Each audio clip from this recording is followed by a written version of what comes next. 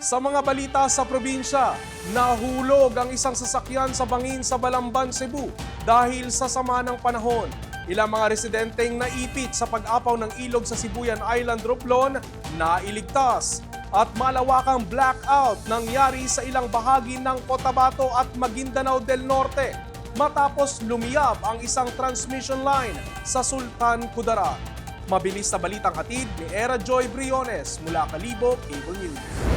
May tagumpay na nailigtas ng MDRMO sa bayan ng Magdiwang, Sibuyan Island, Romblon ang mga residente na nakatira malapit sa ilog sa kasagsagan ng Tropical Depression Wilma. Ayon kay Roland Panyagua, head ng MDRMO of Magdiwang, umapaw ang Palawa River sa tampayan kasabay ng malakas na pag-ulan dahilan para maipit ang mga residente malapit sa lugar. Agad namang nagkasa ng rescue operation ang MDRMO at Philippine Coast Guard sa mga residente. Batay sa MDRMO, hindi bababa sa 20 pamilya o higit sa 100 katao ang nailigtas sa kasagsagan ng pagbaha.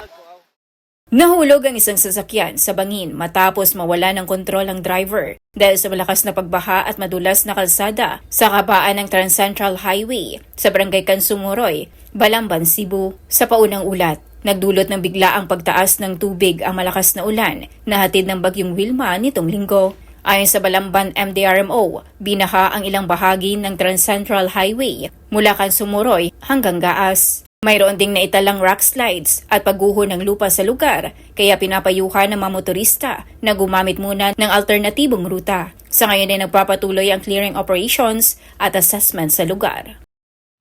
Naibalik na ang kuryente sa ilang mga apektadong lugar sa bar matapos lumayab ang isang transmission line sa bahagi ng Sultan Kudarat kahapon. Sa abiso ng National Grid Corporation of the Philippines or NGCP, naibalik na ang kuryente sa ilang lugar sa Maguindanao del Norte, Maguindanao del Sur at ilang bahagi ng Cotabato provinces, kasama ng Special Geographic Areas of BARM ngayong araw. Sa kuha ni Tots Sumlay, makikitang nagliyab ang transmission line sa bahagi ng Sultan Kudarat na dahilan ng malawakang blackout sa Cotabato City at Maguindanao del Norte. Kinakailangang ayusin ang naputol na konduktor at palitan ang nasirang insulator sa malapit sa Sultan Kudarat Substation.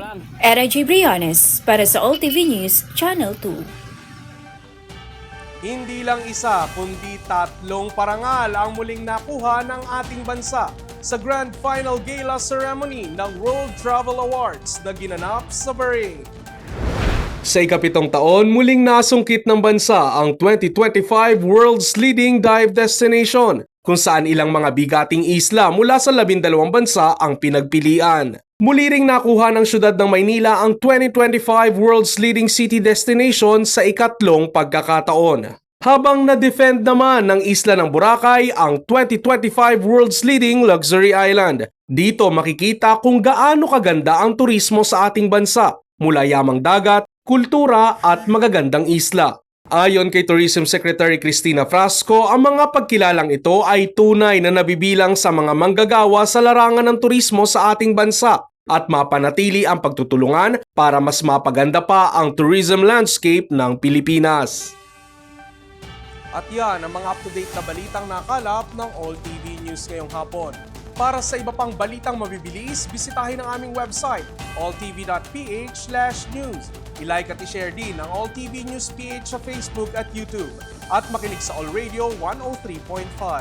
Mapapakinggan nyo na rin po kami ngayon sa Spotify. Ako si Ralph Lopez.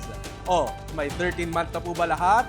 Karapatan nyo po yan at nasa batas yan. Hinay-hinay lang sa paggastos dahil 17 days na lang po, Pasko na!